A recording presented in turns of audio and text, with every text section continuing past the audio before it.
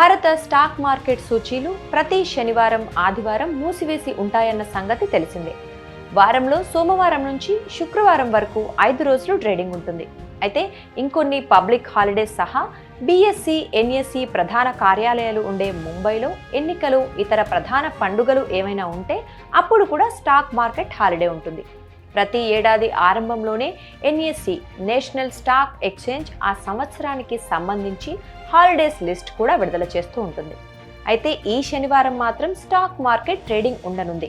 అదేంటి, శనివారం మార్కెట్ ఏంటి అనిపిస్తోందా? ఆ రోజున కేంద్ర ప్రభుత్వం పార్లమెంట్లో బడ్జెట్ ప్రవేశపెట్టనుంది. కేంద్ర ఆర్థిక మంత్రి నిర్మలా సీతారామన్ లోక్సభలో బడ్జెట్ ప్రవేశపెడతారు.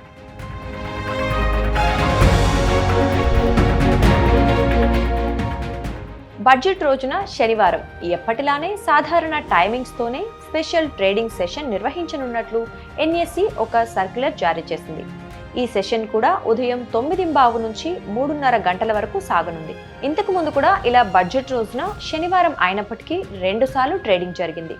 2020 ఫిబ్రవరి 1న, 2015 ఫిబ్రవరి 28న బడ్జెట్ను శనివారం ప్రవేశపెట్టారు.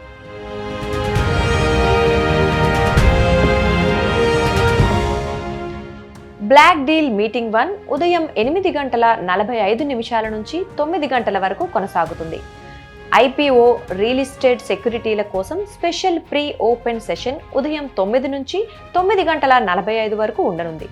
కాల్ యాక్షన్ ఇల్లిక్విడ్ సెషన్ 9:30 నుంచి 3:30 వరకు ఉంటుంది.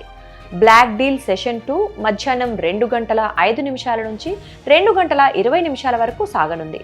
పోస్ట్ క్లోజింగ్ సెషన్ 3:40 నుంచి 4 గంటల వరకు ఉంటుంది. Trade modification cut off time 4:15 నిర్ణయించింది.